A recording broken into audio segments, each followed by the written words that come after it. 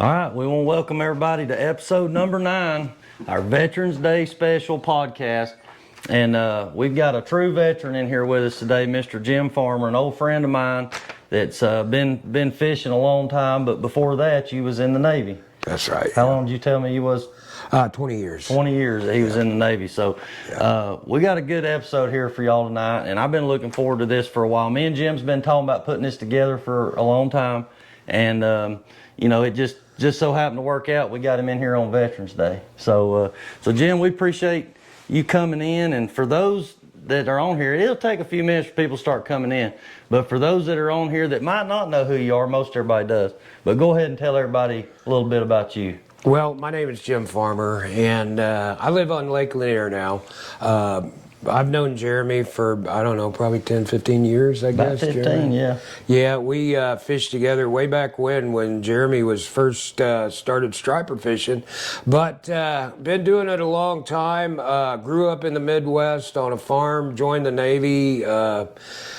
Shortly after I got out of high school, spent 20 years in the Navy, traveling around, doing different things, and I fished while I was in the Navy too. Not a lot, as much as I did once I got out, but fished a lot while I was in the Navy. Traveled around, did a lot of fishing, a lot of saltwater fishing, a lot of freshwater fishing.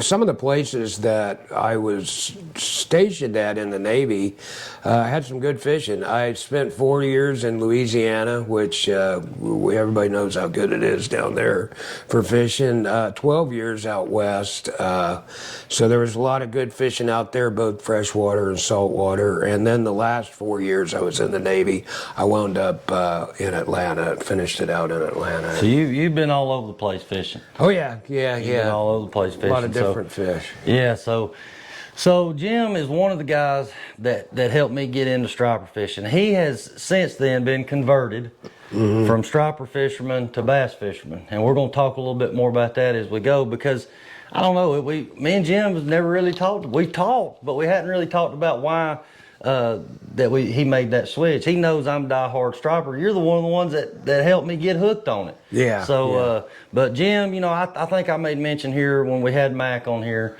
You and Mac and Robert Edison were the guys that helped get me started. Yeah. And so it's an honor to have you in here. So I've had Mac. Now I've got Jim in here. So I got to get Robert in here. Yeah, you definitely. And I have all the guys that helped me get started in this. I think that's pretty cool. That'd be cool. So it would have been cool if you got me, Mac, and Robert all here at the same time. Hey, that would have been fun. Hey, things might get deep in here, man, if we got all of you in here at the same time. So yeah, we're still thinking about Mac. I know he's went through his surgery with his cancer and everything. We was very thankful that we was able to get him in here before he went in to have his surgery. But we had a great time with Mac and his wife, and they said when they left here that as soon as he got healed up and better, he was coming back on here. Good. So and just to make mention while we're talking about that, and I'll mention it, again as we get on into the show, but we got some other podcasts coming up in the future that I think people are going to look forward to. So on November 25th, which will be the end of this month, it'll be Monday, November 25th, we've got Terry O'Shaughnessy, I think I said that right. Jersey Cat. Everybody knows him as Jersey Cat. Yeah. Jersey Cat's going to come in here with us, and one of the young guns from Lanier, Tate Watkins. Not sure if you know who he is. Watkins Guide Service, Yeah, isn't it? yeah. He's going to come in here. That's November 25th. And then on December the 9th, we got Bill Carson coming. Oh, nice. So I'm looking forward to that. Bill Carson, everybody knows Bill Carson, Johnson Outdoors, Humminbird. So we're going to get in here and talk some sonar with him and finding stripers, locating stripers, and that kind of stuff. So anyway, we're looking forward to that. And so we've had one of our 5 followers is tuned in here with us so far, Jim. Good. So Jim was worried about having haters on here, and I was like, I don't think we're going to have to worry about. I don't know anybody that's ever talked bad about Jim Farmer, man. I mean, But anyway. Well, there'll be more people come on in here as we're going along. But so let's just go ahead and talk a little bit about what made you switch from striper fishing to bass fishing. Yeah, that's a good question. But I think, well, I should say this. Before I was a striper fisherman, I was a bass fisherman. So when I was in the Navy and I was out west in California, I fished for a lot of bass out there. And it wasn't till I got introduced to a place called the San Luis Reservoir. We went there, and we actually went there to target bass. And the San Luis Reservoir out in central California, they have a lot of stripers in that reservoir too. And while we were bass fishing, I'll never forget it, we were fishing a weed line, and it was almost dusk. And I caught a big striper. It was 32 pounds on a popar while bass fishing. Wow. And it took a long time to get that fish in, and we had to chase that fish down in a little bass tracker to get it in the boat. And it's amazing that we got it in the boat, but it was just one of those deals where big fish stayed on the surface. It just drug our boat and that little popar and my little rod around everywhere. But once I caught that fish, everything changed from bass to stripers. And so that was the conversion from bass to stripers. Okay, so you bass fished before, so you just been going back and forth then. Exactly, but not a bunch of times. But anyway, that got me hooked on the stripers. So there were a lot of stripers out west in California. Yeah. They're in the California Aqueduct, they're in the Delta, they're in some rivers out there. But I started, and some lakes, and I started targeting them out there more so than bass. And I mean, if you catch a 32-pound striper, you're probably going to be hooked at that point, you know. Yeah, I think everybody can vouch for that. Yeah. So everybody, we got a pretty good audience in here tonight, and everybody's over here shaking their head. Yeah, so I think there's more there than there. I think so, but hey, look, everybody's, people still getting off work, getting home and eating, and they'll come on in here as we go. And we've had a lot of people that will go back and watch and listen later on when they have time. Yeah. So we're gonna talk a little bit. I'm gonna give a report about what we got going on around here right now. And I know you mentioned earlier that the topwater bite at Lanier was just crazy right now. Stripers. Well, yeah, stripers. Stripers and bass too. Are they mixed together? Or? Well, the bass is starting to slow down on the surface. It's like now, if you get into an area where there's a mix of stripers and bass, the stripers are going to be more aggressive than the bass. So in terms of topwater, when you throw your topwater lure out there, it's like the striper is going to take priority to the bass, unless it's some funky thing, a color that the stripers, and there's some things that the stripers just won't touch. I mean, I can take let's say a riser, a little riser is like that big, chrome riser. I can throw it in a group of stripers and bass, and every striper, the stripers may look at it, but they'll turn away from it, and the bass will eat it.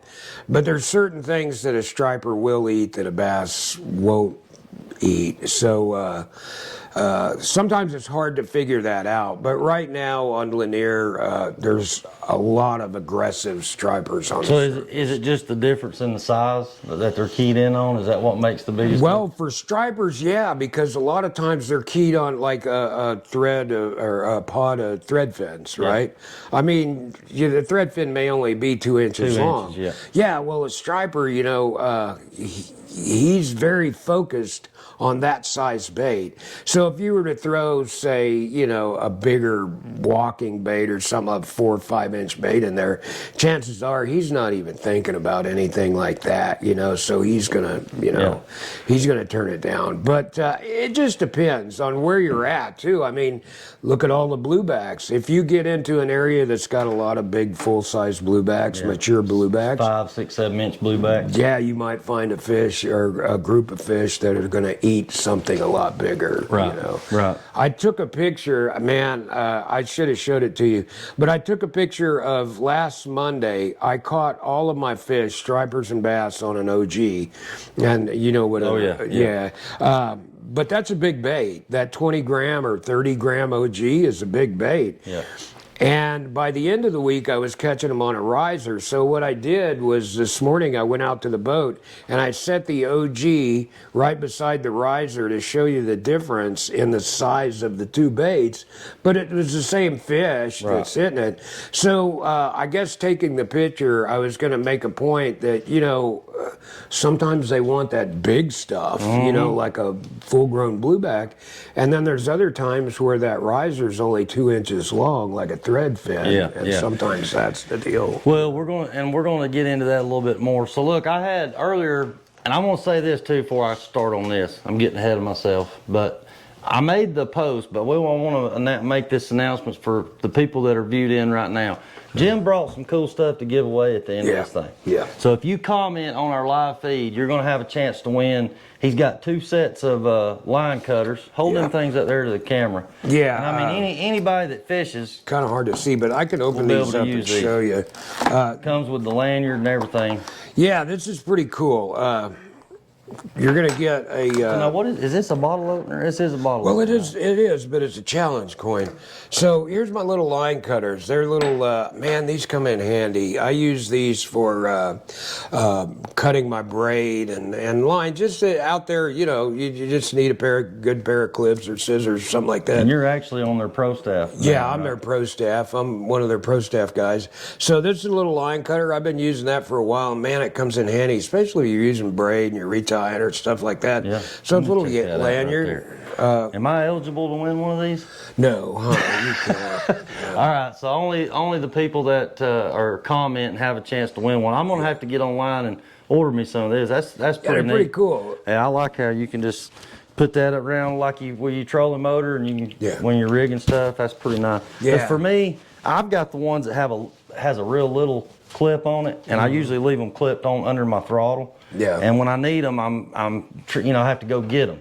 So with this, you can just keep them on you at all times, and they're out of your way. That's the same thing. Before I got these, it was like I had scissors. Well, every time I was retying, I'd have to reach down and get my scissors out of the scissor holder. Sometimes I'd throw them in the wrong place, or sometimes they just get lost, But with these being right around my neck, most of my tie-ins right here in front of me. Yeah. So all I got to do is just grab them and clip it off. So Jason Watkins said thank you for your service. Yeah. And I want to take just a second to thank not only Jim but all the veterans out there that have fought for our freedom so that we could be able to hook our boat up and go fishing when we want to go. Definitely. So we appreciate everybody out there that served our country. So all right, so look, I don't want to get too far off track here.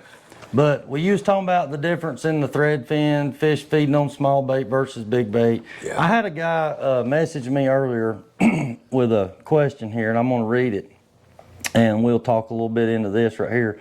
So Brian said, I really enjoy all of your podcasts. I listen to them on my 45-minute drive to Carter's and on the way home, and I would love to hear what I should be changing up tactic-wise for this time of year with this kind of weather. So, he's referring to Carter's. This guy's been fishing Carter's a lot, and as we all know, how tough Carter's Lake can be. But just this year in general, man, it's been tough. I mean, it's really been tough. I mean, we haven't really had much fall-like weather.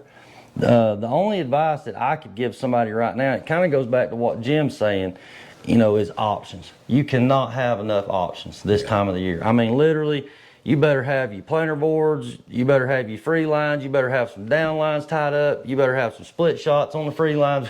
You better be ready to try, anything on any given, anything. Yeah. Now, obviously that depends on where you're at. Right now, Lanier's got just a great top water bite going on, and I'm going to get back to that. But as far as, Carter's go, we very rarely have a top water bite. We have the LYs stay deep, the fish are feeding deep, 90% of the time. Tracy knows, he's fished with me. Have you ever been out there when stripers were blowing up all over the place like he's talking about?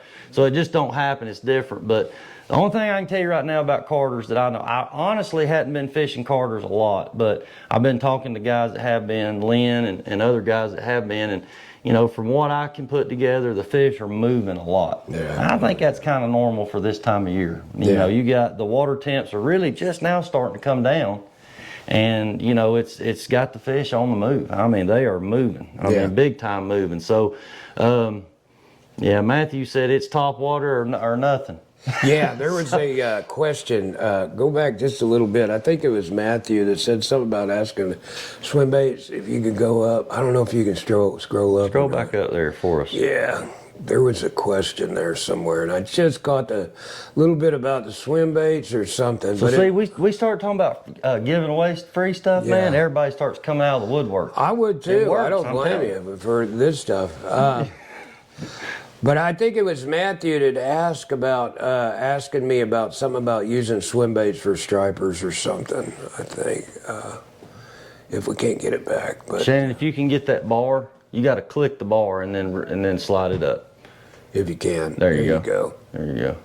Go up. Get just it down a little bit more. Go down a little bit further right there. There you go. There it is. Jim about his favorite artificials to throw for stripers. Have you used any large shad swim baits? I think it was. Yeah. It depends. If it's top water, it's about his favorite artificials. If it's top water, man, there's like a whole bunch of them. I mean, anything from a walking bait to you know, like a Seabill. I'll tell you what my favorite one is, Matthew, as far as using my favorite, absolutely favorite. If there was one bait right now in November, December, and you needed to catch a striper out there, and I could use one bait to tie on to catch a striper right now, you know what it'd be? It would be a pearl white Seabill swim bait. They're magic swimmers. I think LJ Harmon's got his own hard swimmer. And then I think Berkeley has a magic swimmer now. But that, if you want to catch a striper right now, that would be what I would throw out there. It's not really a traditional topwater. It's more of a swim bait. But Matthew, for using big gizzard shad like swim baits, I've not thrown them. But as far as the baits that I do like to throw for stripers, probably the magic swimmer and a pearl white would be my favorite altogether. So we had a guy on here, our last episode, Alex Green. I'm not sure if you know Alex, but Yeah. he's a river guy. He's got a jet boat, goes up in these rivers, and he's using the big swim bait, glide bait stuff. Yeah. But he'll be the first to tell you, they spent 3 days in Tennessee and caught one striper. It was 47 or 48 pounds on artificial, but they cast it for 3 days to catch it. Man. So, you know, I think that goes back to, do you want to get bit or are you wanting to go after a big fish? Yeah, Because yeah. there's only going to be certain times of the year where I think that those big swim baits are really going to be productive. You know what I'm talking about. There's times where you got to have that big profile to get bit. Yeah. But there's times where you can't get nothing to hit them, you know, where they'll hit something more average, you know. Yeah. So, but yeah, so Brian said need to have Lynn on the podcast. So going back to Carter's a little bit and try to give you some advice on that. The most advice I could tell you is, like I already said, is have plenty of options out there, different size baits, present it differently, and don't get hung up on the same spot, on the same area. Because, here's the reason why I say that.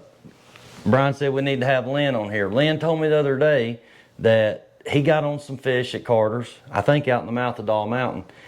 Kind of an open water bite, and that's not uncommon for this time of year. Just be out in the open, you know, open. Yeah. They're coming up, but you know they're up higher in the water column, but they're out over deep water. So he caught 4 or 5 fish out there, lost a couple, had a pretty good day for Carter's. Went back out there the next day and run a double morning and evening, didn't catch a striper the whole trip. Yeah. So those fish were not there. They were not where he caught them the day before. And I think this time of the year you can you could about almost guarantee that they're not going to be where you left them. Right, yeah. I mean, the way they're moving the bait around, the way they're running, I mean, it's really crazy how much these fish are moving. And a lot of times it's hard to get on them. It's hard to stay on them.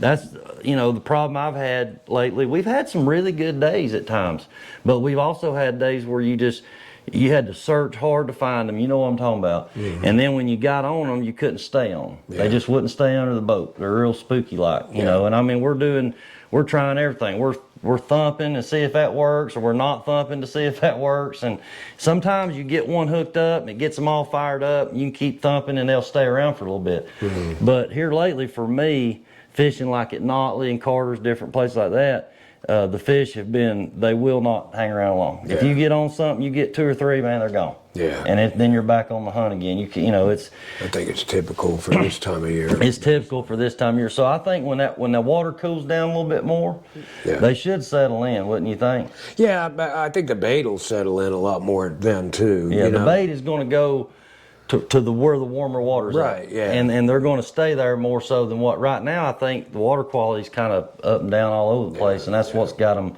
moving around. So yeah.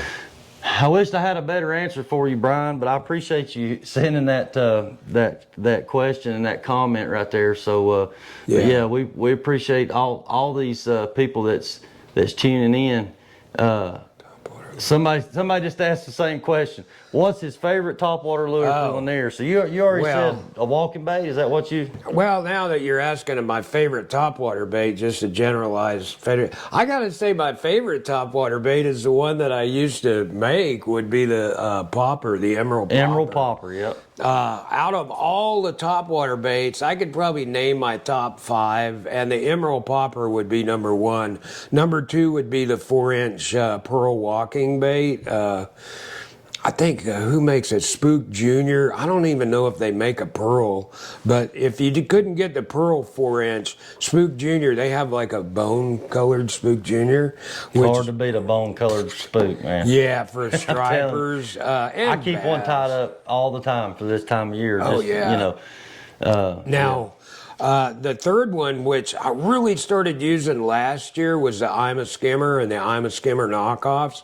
That's probably my third favorite right now. And I got to mention Chuck Thrasher from Lip Thrasher Baits. He supplied me with my I'm a Skimmer knockoffs, and also I think it's Riser. He supplies me with them, and that would be my fourth favorite topwater bait. I guess if I had a fifth favorite topwater bait, it'd probably be that OG, the Cast Company OG. Yeah. Only because it's such a big profile bait. When a fish decides he's going to commit to that bait, he gets wild with that thing. I mean, the most vicious strikes I've ever seen came from probably that OG bait. There's nothing like it. And I'll make, since we're talking, we really didn't know what we was going to talk about, but we've turned into talking about topwater. So far, yeah. So back in May, we got on a pretty good topwater bite at Notley.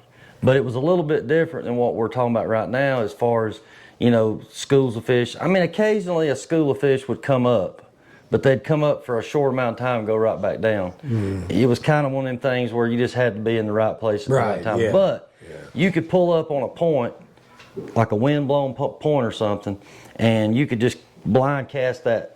I was using a spook, a bigger type spook. Yeah. I honestly can't remember what it was made by, but it's probably like a 5 or 6 inch bone-colored spook. Mm-hmm. There's a video of it on YouTube for those that hadn't seen it. But I'm blind casting. I'm seeing some fish, marking a few up on this point, but I'm not seeing a feeding frenzy going on. But the wind's blowing in on this point. I'm throwing this top water plug, working it. And you know how it is, you kind of, after it's been out there for a minute, you're kind of, you just kind of quit paying attention to it. And next thing I know, boom, it blows up. We got all that on camera. So if you hadn't seen that, go check that out on our YouTube channel.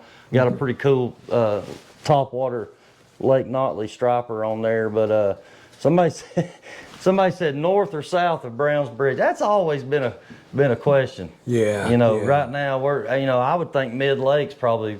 I think that Mid Lake's probably the best population is mid, but I mean there's some that were down south that's working their way back up north, and there's some that's down south that's worked their way into the creeks. Yeah. Like right now, you can find a good amount of stripers coming into the mouths of the creek, and they're going to work their way back through the creeks as the winter progresses and stuff. Where you're going to find these stripers at this time of year is, it's. Well, it could be anywhere. There's no rhyme or reason. Yeah. There is no rhyme or reason. So it could be anything. So we appreciate everybody that's come on here and tuned on here with us. And so I want to make mention again for maybe some that's just now got on. It looks like we've had a few more viewers come in, but Jim's got some cool stuff right here from Line Cutters that we're going to give away at the end of this thing. So everybody that's commented, you're going to have a chance to win this, and we'll get your address and stuff and get that shipped out to you. So from what I'm hearing, are we at the bottom of our comments? No, scroll up just a little bit. Somebody posted right there. Brent Hanson said, same here, hard to find anything. They're moving so fast. So he said the best schools have been over the river channel or creek channels. Yeah. Best one last Friday was 80-foot down rod on a herring. Yeah. That's deep for this time of year. I know that is. That's kind of concerning. They're kind of moving into the ditches now. Like I've noticed for the past 3 or 4 outings, the population of bass around the brush piles in 20 to 30 feet out on the ends of the point, they're kind of depleting a little bit. And at first it's like, well, where the heck did they go? Well, I know where they went. They're heading out for the ditches now. Mm-hmm. And so there's a lot of bait that's starting to load up in the middle of the channels, in the middle of the ditches. And it happens this time of year. But it was like we were talking a few minutes ago before we came on live. I was telling Jeremy we were talking about how the stripers are moving so fast right now, and I was telling Jeremy how I pulled up to a point a few days ago and I dropped a trolling motor, when I dropped a trolling motor, and I looked at my live scope, and kind of off to the left of the boat out in front of the bow about 60, 70 feet, when I dropped the live scope and the trolling motor down, I just saw this school of stripers out there. Mm-hmm. And a pretty good sized school, and I just watched, and they were moving left to right, and so I hadn't even picked up my rod yet, and I had my foot on the trolling motor, so I just started following this school of stripers moving from left, about 10, 11 o'clock, moving in front of the boat and moving off to the right, and they were moving fast. I mean fast. I had to physically keep my trolling motor going to follow this group of stripers.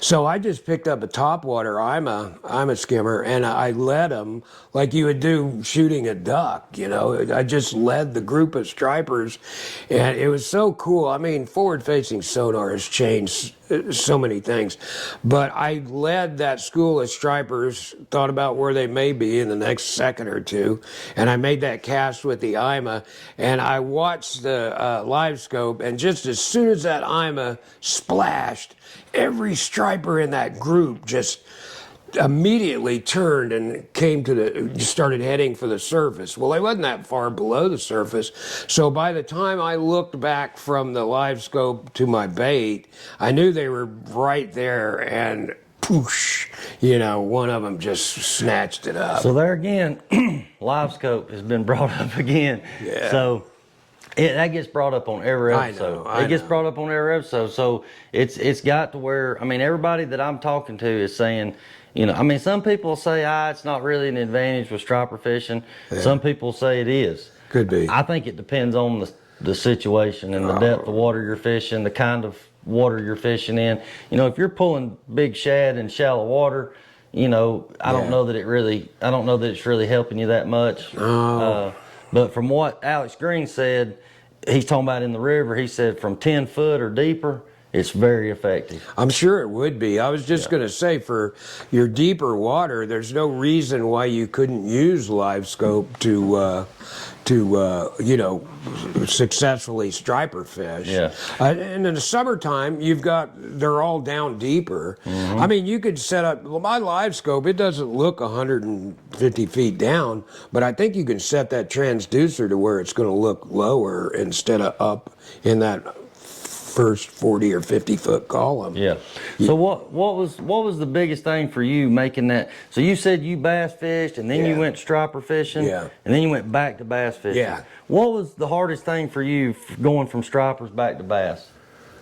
What was the hardest thing for you to get to, adjustment that you had to make?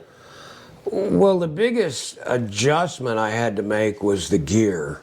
I mean, you really can't use what you use for stripers for bass. No. So it started out with me having 2 bass rods. And I fished my first bass tournament with 2 bass rods, which in today's bass, circles, that's unheard of. Everybody's got to have 15 or nothing, Right. So I started out with 2, but it was learning the different baits, the different patterns and all that. But the reason why I changed from stripers to bass is because I got bored.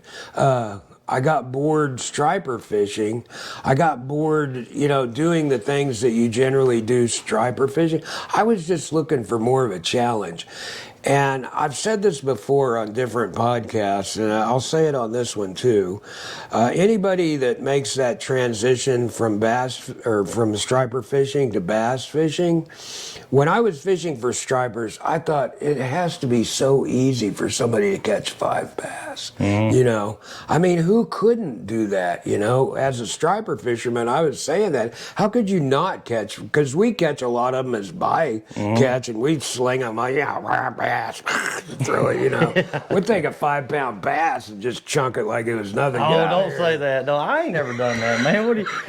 Hey, no wonder you're worried about haters on here, man. Yeah, listen, I promise, I've never chunked a 5-pound bass like that. Okay, maybe I'm exaggerating on it. I mean, but a 4-pound bass to a striper fisherman ain't much. That's nothing. You're gonna throw that thing and complain about it stealing your blueback. Oh yeah. But I've said this before. You want a challenge, just enter a bass tournament and go and try and be competitive in a bass tournament for a striper fisherman, because there's a big, huge challenge there, and you're going to get it handed to you for a while, till you actually learn all this stuff. And there's all these different things that these bass guys do, I mean, they're real slick about consistently catching good fish. They've got some sneaky stuff that they do that I haven't figured out yet. I've heard dudes like, and striper fishing may do this too, where they take cans of dog food, and poke holes in it and throw it over down into a brush pile. And I'm thinking, man, I never thought about that. But right. These old country boys, they think about stuff like that. Next thing you know, they got a can of Alpo, they're out there catching bass and stuff. Hey, I didn't mean to interrupt. Shannon, turn for some reason our top light went off on the camera. Just hit that button once or twice right there. That'll help us out a little bit right there on our lighting a little bit. So there we go. Oh, wow. So, that blinds you? Yeah, that's all right. Well, I got cataracts. That's why I'm not I can't drive at night because I got cataracts. That's right. That's why Lisa had to drive you up here. Exactly. Yeah, but she's getting them too, and she's about as bad as I am. So we're both driving blind. We're coming over your house. It's like we can't see. So figured y'all could follow me down. So anyway, somebody somebody on here said earlier that they really liked using your Castaway planer boards. Are you still making planer boards? No, I didn't think so.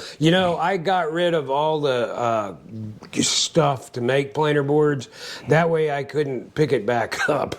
It's the same with painting baits. I painted a lot of bass baits too, and poured a lot of lead and all that stuff. So I got rid of my paint station. I got rid of all my planer board stuff. That way I won't make them again. If I had that stuff, I might make them again. Yeah. But So I don't. Man, I don't have one with me.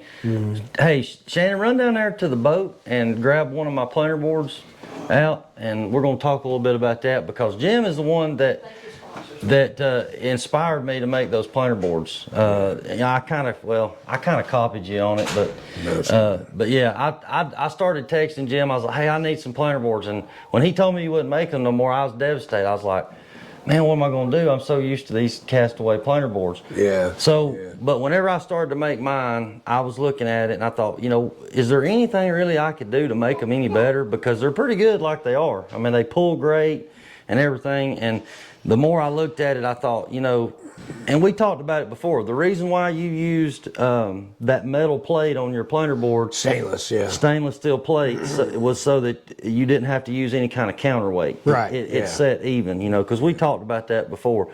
But I got to thinking, if I could make something that would pull as good as this planer board, but that was just a little bit lighter weight. Lighter, yeah. So that when the fish hits it, it doesn't feel that drag and that resistance on it as much.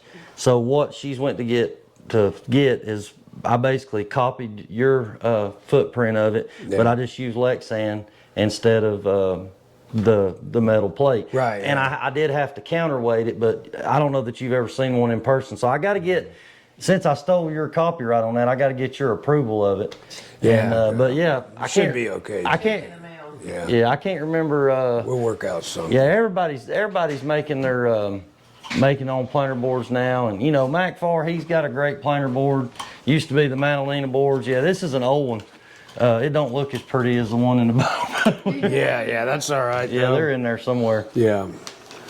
But That pulls pretty good, does it? yeah, it pulls real good. But I that's noticed it. you had that little clip there. I saw that you had a. Yeah, that's a something little bit, over there, yeah. a little easier clip than those little corkscrew things. You had to do a loop and all that. Yeah. So it's basically the pool noodle like what you had. Yeah. But we just Solid. use Lexan instead of the thing. And this Lexan, a small piece of this, I mean, you can't. Oh wow, check that out. It is. I mean, that thing is durable, man. Yeah. And I love them. Like I say, they're light. They pull good. Oh, you got your little weights on the back. I got the weights on there. Now I have learned since I made these that here I've got 4 weights, 4 Yeah. half-ounce weights. Yeah. I can just use 2 of these and it still pulls fine. Yeah. But you can put a 12 to 16 inch gear shad behind that planer board and it'll pull it. And Now, it'll plane it out. why are they just on the back? They're not distributed. They're just on the back. Well, I just put it. Yeah, I mean that's a good idea. I could line them up more. I could just put like 2 here and 2 here. Yeah. Your count. I guess yeah, because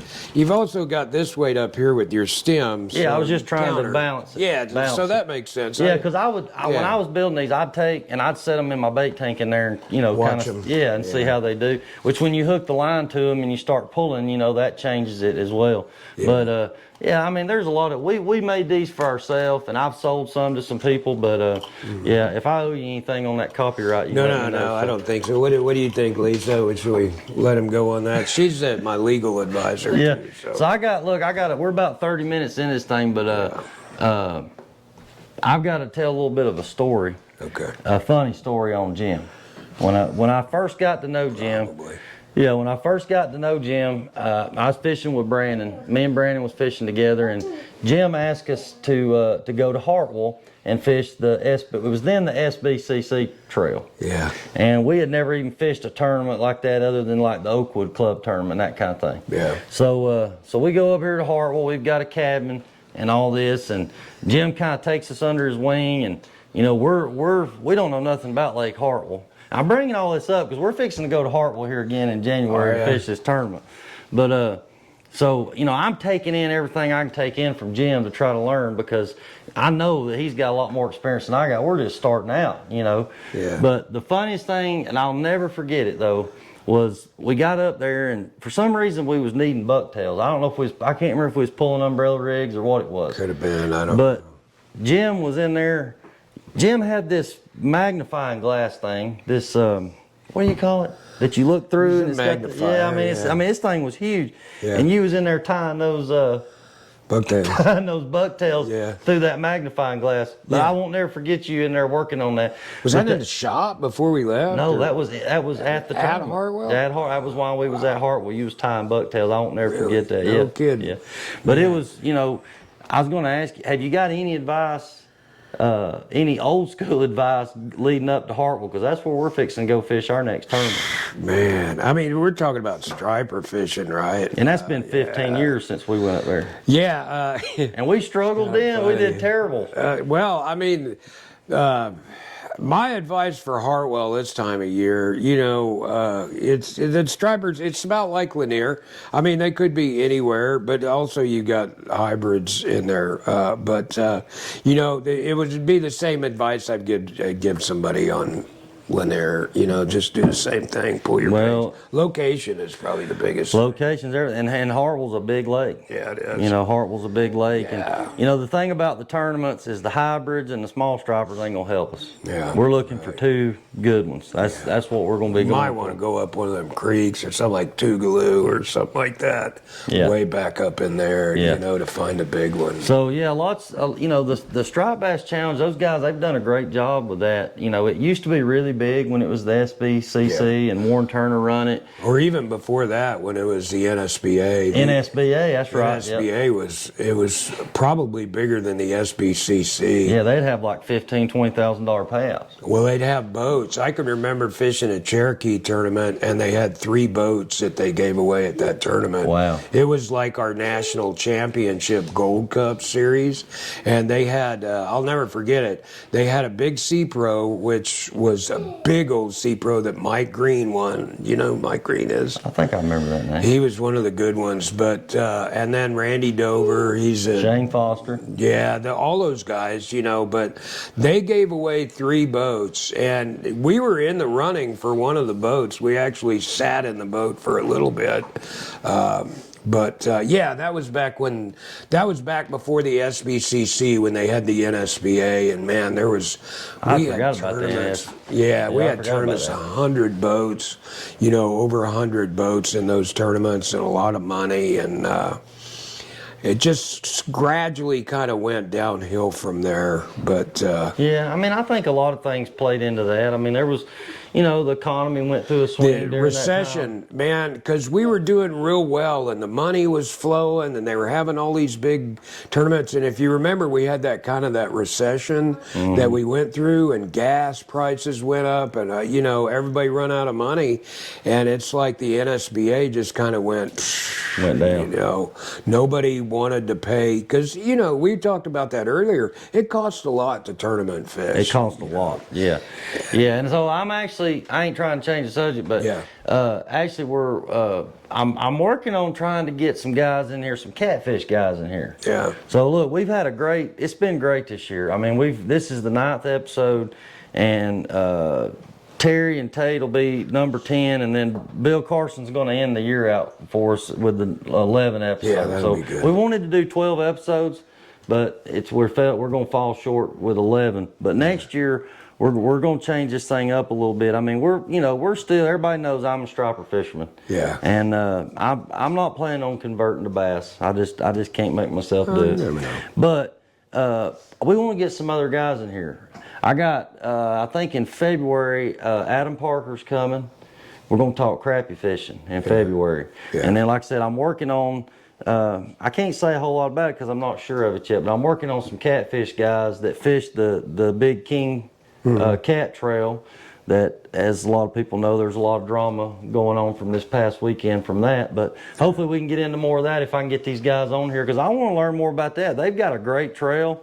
That King Cat Trail, they're giving away boats, and they have a good, a nice charity thing and everything. So I want to learn more about it. Yeah. And we want to showcase these guys. The guys that won that tournament, they're local guys here. So we're trying to get them on here. They're not much for talking. They're kind of like my buddy Lynn Slay. Somebody said on here earlier, we need to get Lynn back on here. So look, if y'all was here the night that we had Lynn on here, man, I'm telling you, it was comedy. This guy, he was so nervous about being on this podcast and talking in front of this camera.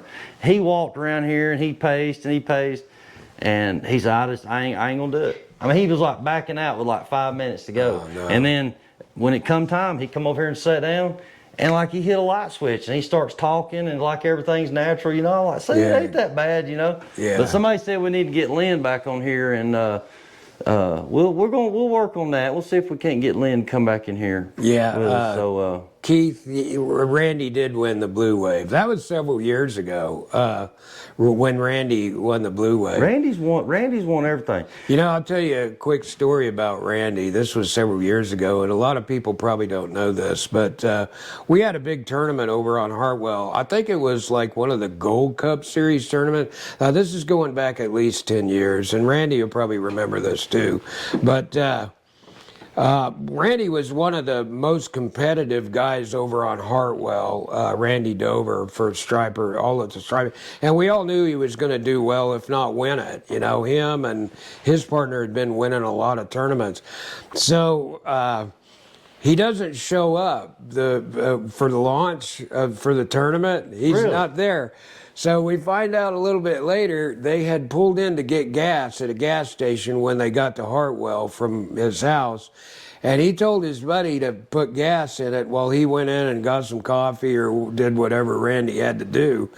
And so his partner actually put the pump inside the gunnel rod holder and started pumping gas in it. So And that he is actually, I didn't know, that's actually, I've seen videos of that happening to people. So he put like 20 some gallons in there before Randy came back out and stopped him. So then they had to call the EPA to come out and get all the gas, drain it out, and clean it all out. So I got a good one on Randy now. He didn't get to the tournament until like 1 o'clock in the afternoon, and of course he only had like 2 hours to fish, so he didn't do very well. But So I've been trying to get Randy Dover and Sean Simpson to come on here with me, but you know, I think he knows that I'm gonna pick his brain. I'm gonna question him to death, and maybe he don't want to give away all his secrets. But probably not. the man, well, I mean, I don't blame him. You know, I don't blame him. But I would like the opportunity to get him in here one day if he'd ever be willing to come here and just share a little bit of his knowledge, because man, he's been around for a long time. I mean, the things that he's accomplished, Randy, and there's some other guys too. I mean, Shane Foster, I mean, he was on top of it, and Bill Carson. I can remember Carson catching a 32 pounder and winning. Oh, man, at the time it was like, I know it was more than $10,000, but it was a tournament on Lanier, and Carson caught a 32 pounder and won that tournament. But that was a big one, and that's what put Bill on the map. But he was always a good striper fisherman. I told this story a while back about Bill real quick. I had Bill on my podcast, and Bill doesn't remember this, I'm sure, but we were at Lake Cherokee, and it was the middle of winter, and it was hard to net bait. Now, Cherokee, there's gizzard shad everywhere. By afternoon, if the sun's out, you can go back in any pocket and net gizzard shad. But the weather was real bad. It turned off cold. It snowed the morning. And all the bait was down in the ditches about 40 feet down.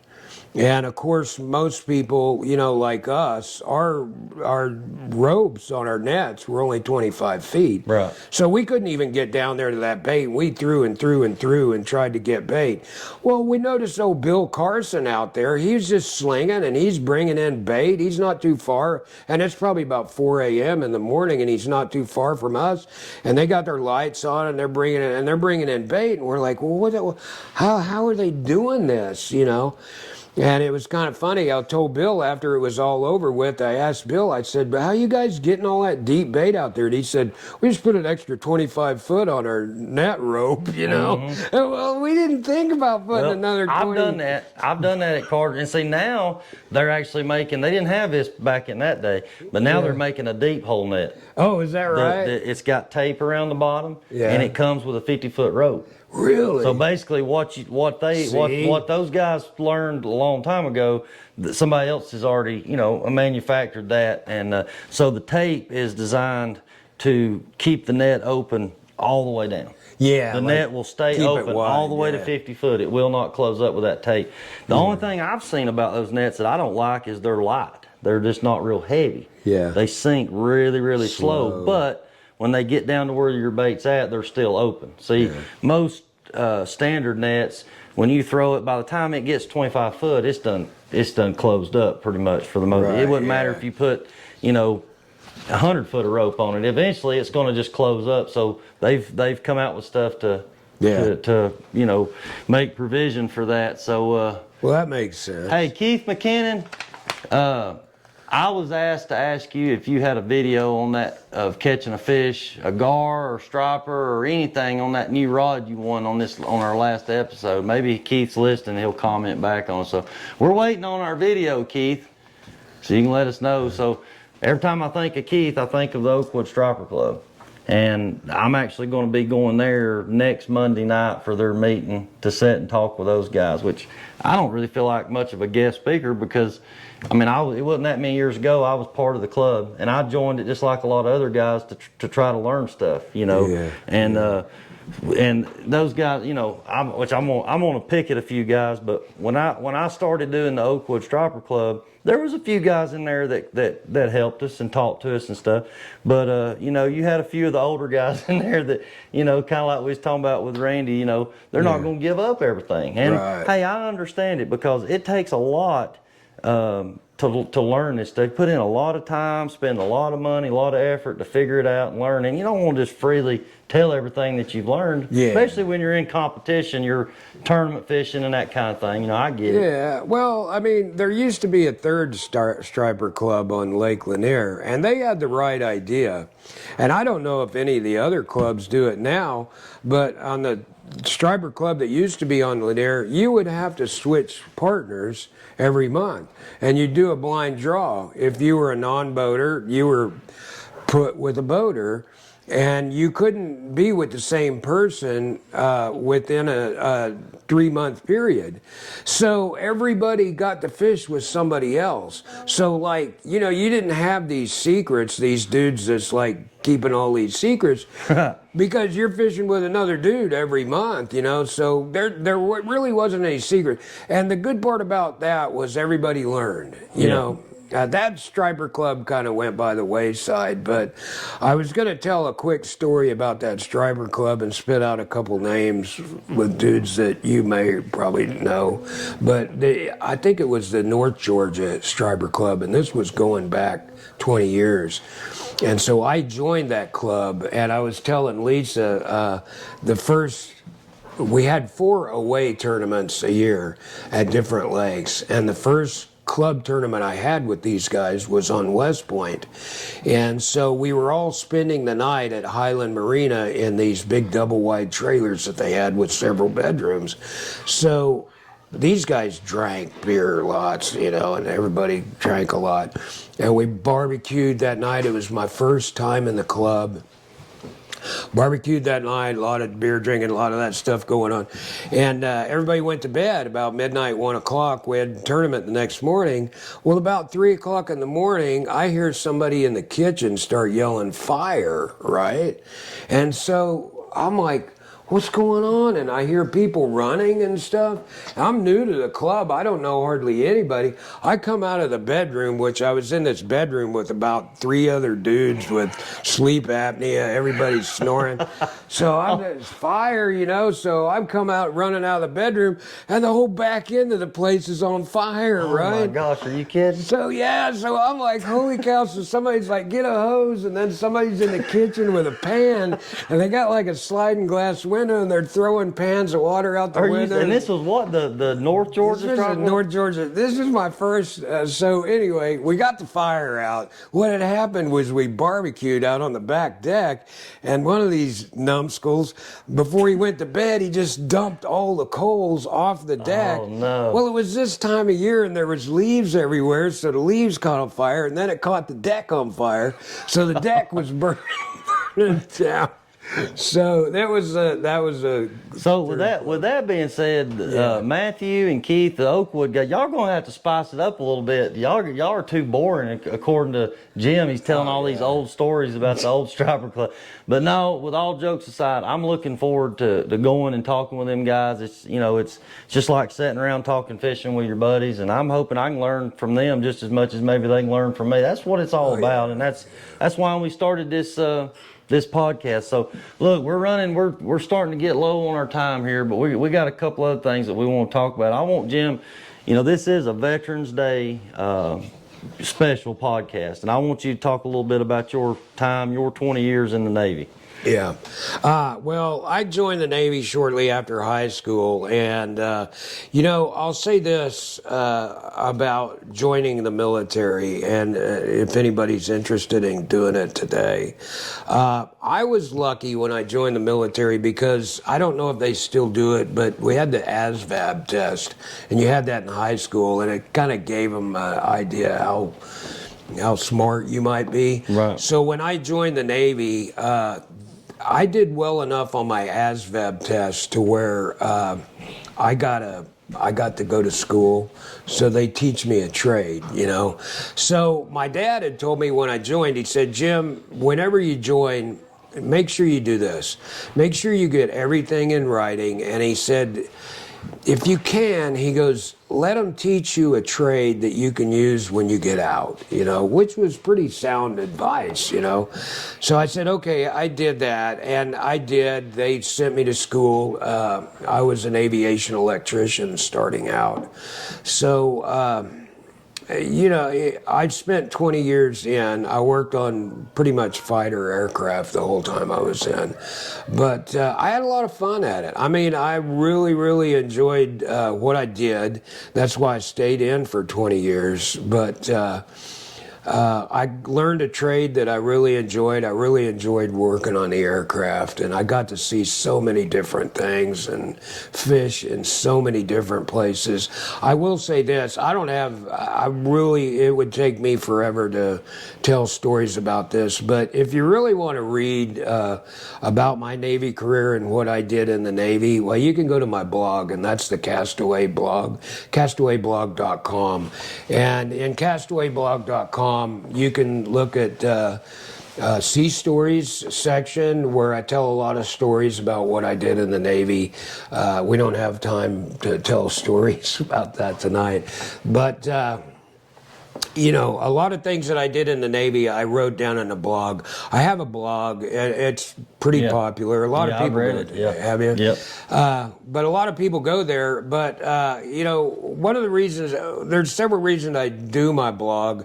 But one of the reasons I do the blog is because one of these days I'm going to get too old to remember this stuff myself. So I write it all down. Yeah. And when I get old, I could probably go back and read about some of the things that I've done. But in the blog, there's a lot of stories about my military career and my Navy career, if you want to read about that. But I also did a lot of fishing when I was in the Navy. There was a lot of saltwater fishing, a lot of freshwater fishing, and I wrote fishing stories, and some of those fishing stories were written about fishing trips I made while I was in the Navy. So, without going into a lot of detail, I know we're kind of running short on time here, but without going into a lot of detail about the military, I spent 20 years in the Navy, got to do a lot of things, work on a lot of fighter jets, meet a lot of great people. I mean, I met so many good people and did so many fun things while I was in. I mean, there was a lot of hard times too, I'll say that.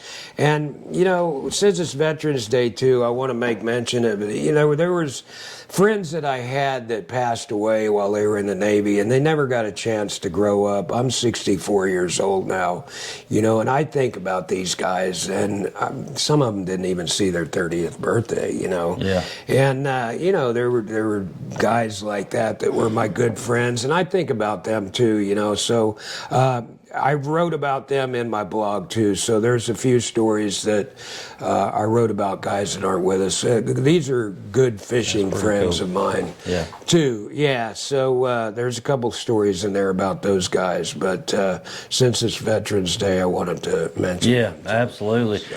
Well, look, once again, we want to appreciate, we want to thank you for for your service and what you've done, and all the veterans out there. Yeah. And so, like I said, it's a blessing, that you lived through all that you went through, and to be able to experience what you've experienced in fishing. I know it's been a blessing to you. And Oh yeah. I was going to show you too. I wore this. Speaking of that, I probably wouldn't have survived all that, but we go to church, and last week it was actually the week before last. Can you see that? Can you see it? A little bit more.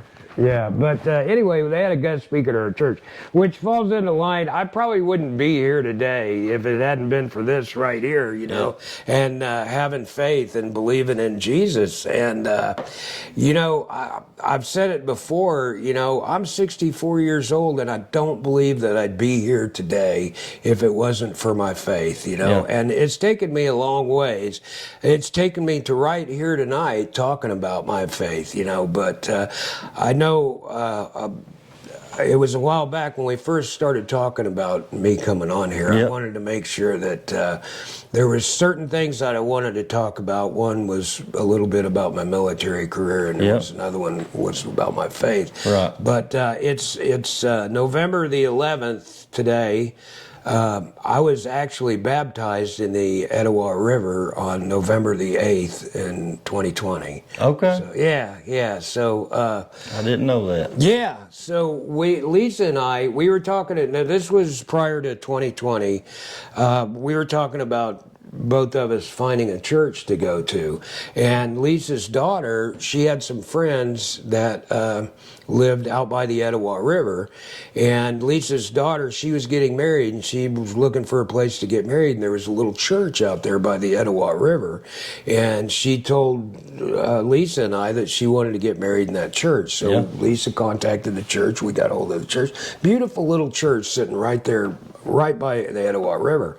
And so we had her wedding there. It was a beautiful wedding right there at the church. And I talked to Lisa about going back to the church. And I said, it's a long way from the house, but we were kind of looking for a church to go to. So I thought, well, maybe we'll go there. So we talked about it, but we didn't go.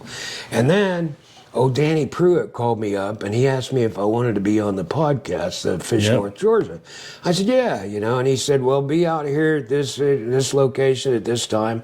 And I told Lisa, you can drive me out there because it was at night, And so Lisa gave her the address, and Lisa said, it's probably somewhere around that church that Callie got married, her daughter got married in. I said, okay, good. So we drove out there that night, and sure enough, long story short, it was right there at the church. Wow. Second time, we're right at this same church out in the country. So we decided that's got to be a sign, So we started going to the church, and not too long after I started going to the church, why, the pastor there mentioned that they have baptisms at the river. And I'm like, that's why I'm here. I'm going to be baptized in that river. So I asked the pastor, I said, can you baptize me? And he goes, yeah, I'll baptize you in the river. So I said, let's do it. So it was like November the 8th, and I had prayed for good health and good weather. That was the two things that I wanted. And, so come November the 8th, the day it was a Sunday, we had our service, and it was cloudy and it rained the night before, but right after the service was over, the sun came out, and we walked right from the church out the front door, across the street, right there's a little boat ramp there, walked right down to the boat ramp and got baptized in the river. So, That's good. Yeah. That's great. Yeah. Well, look, we really appreciate you coming on. It's been an honor, and you give me a good idea. We got to get you and Mac and Robert in here together. That'd be a great show. So yeah, so look, be. I got it. Before we give this stuff away right here, I've got to thank all these partners that make this possible, and we want to thank B&B Custom Outdoors.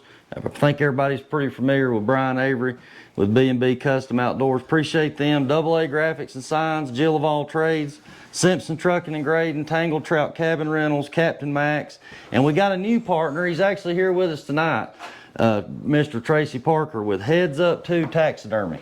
So look, if you're looking for, and we ain't got his sign and everything, we'll have that up next time. But if you're into hunting and you've killed a deer and you want to hang it on the wall, you need to get with Tracy right here, and we'll make sure we put his information along with all of our stuff on there too. So appreciate Tracy and what you do coming on board with us for 2025. We got a lot of exciting stuff coming up in the future, and we look forward to that. So appreciate everybody that's come on here with us, and we'll give you one last opportunity. You got like 10 seconds to get on here and comment if you want a chance to win this stuff right here. We're fixing to draw it. So we've had a good many people coming in here tonight and supporting all our veterans and Jim, and this has been fun, man. We gotta do this again. So yeah, we gotta hurry. I think our computer's about to die. Yeah, it All right, looks like Landon, pick a name, buddy. Let Jim pick it. All right, Jim, pick a name. Or that's Tracy. That's all right. Let him pick it. We gotta pick two. Jim's over here. Jim's over All here. right, picking. Here you go. What we got? I don't know, I closed it too good. He ain't winning again. No, you gotta give it to me. Who is it? No, He's don't. won everything that we gave away. Are you Keith kidding me? McKinnon. Are you serious? God, I'm not rigging it, I swear. Well, you got another one. Give it to you. Oh my gosh, man. Keith has won. This is the third time that he's won. Here. But y'all got it rigged up here for Keith. And Brent Hansen. Oh yeah. So Keith McKinnon, you have won again, and Brent Hansen. What is his name? So hey, it's only fair. You drawed it. It was only Shannon was fixing to put. She was fixing to hide your name, and so she's like, "No, I ain't doing that." She's gonna put it up. There But look, redraw. oh look, Keith said redraw. He said I already have two. All right, look. All right, I ain't gonna argue with him, dude. He's won a rod and planer boards. He got the whole setup, man. Probably feeling guilty right now. He's probably. Daggone. Chastain. Mike Chastain. All right. He's state patrol up here in Jasper. I think that's who that is. So yeah. All right. So look, Mike Chastain and Brent Hansen, y'all are the winners. We've done eliminated Keith McKinnon. You can't even be in the running for any more winning, at least till next year. We got to put you to the side. So I will message Brent and Mike Chastain, get y'all's address and get this stuff sent to you. So we're gonna wrap it up with that. And is there anything else you want to say? Final words you want to say to everybody, and before we head out? Probably not that I can think of right now. Just thanks for everybody tuning in. I really enjoyed it, and I don't get to sit down with Jeremy too often, so I really appreciate Jeremy inviting us. Well, we're gonna do it again, and appreciate you coming in. Appreciate our all our fans out here. We see we got 1, 2, 3. Oh, there's 4 people here. So we're getting, that's 2 more than what we had here the last time. And I think we've got, we've had a good many people tune in for us here tonight. So we had a couple. Did all those people's name get put in the hat, or are we gonna have to redo this? Okay, never mind. They're A all lot of them there. okay. All right, they're all there. So all right. So we appreciate everybody. We'll see y'all on November 25th. With Terry O'Shaughnessy and Tate Watkins. They're going to be here.